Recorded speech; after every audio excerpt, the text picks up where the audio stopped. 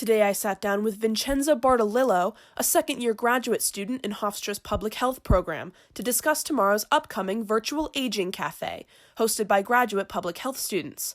First, she gave me the general idea on what an aging cafe is. The Virtual Aging Cafe is something that was usually held in person every year. So it's important to understand topics of aging, and it fits into the National Public Health Week. And what is the National Public Health Week? So during the first full week of April, the National Public Health Week is a time to recognize contributions of public health and highlight issues that are important to improving our nation's health in general.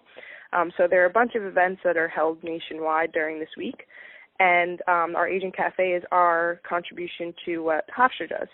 So unfortunately, we couldn't do it in person this year, so we had to make it virtual. The word cafe caught me by surprise when I first learned of the event, so I asked Bartolillo what the meaning behind calling it a cafe was.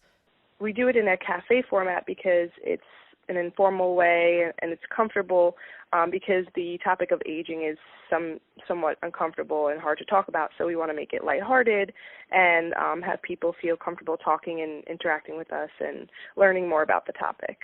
And then what do people do once inside this cafe? In the past, it has been just like a series of stations. So people would walk in, there would be like a greeting message, and then everyone can just kind of spread out and go to a different station and learn about what the topic of that. So this year we had to go virtual, so instead of stations, we kind of created like a menu to go with the cafe theme. So every topic menu would be an appetizer or like a starting plate, and that would be a different topic about aging. And we're just going to go one at a time and explain our presentation and what the topic is and why people should be interested in it. And what kind of topics will you hear presentations on? So one of the topics is about myths and realities of aging. So there are a lot of false information that people believe about aging, like, everyone will experience certain diseases like dementia and Alzheimer's, and just like what the actual statistics of that are. Also the fact that everyone ages the same way, whereas, everyone is different and they're experiencing things differently throughout their lives, and that aging is a certain age range, whereas we're aging throughout our whole lives, so it's important to stay healthy from the time that we are born up until the time that we are 65 and older. So we don't want aging to just come across as, when you're an older adult, because it's really throughout your life. Bartolillo explained that in the last 40 years, the over 65 demographic has become 25% of the United States population. This is the first time that our older adult population is actually outweighing the birth rate. So it's a very important topic because, we have a large percent of our population who is in that category. And we have to know the ways to, one, represent them and, make sure that they're being treated fairly and stop discrimination, because there are certain types of discrimination against older adults. The Aging Cafe has been moved to be virtual this year, but I asked Bartolillo how the topic of aging itself has been affected by COVID-19 and what people should be informed about within the topic due to the pandemic. I think people still need to know, that it is something that's going to affect you throughout your life, and this is a great time to try and find other ways to do that. Eating healthy, I know a lot of people are having trouble eating healthy during this time because you want to limit the times you're going to grocery stores and getting fresh produce and things like that.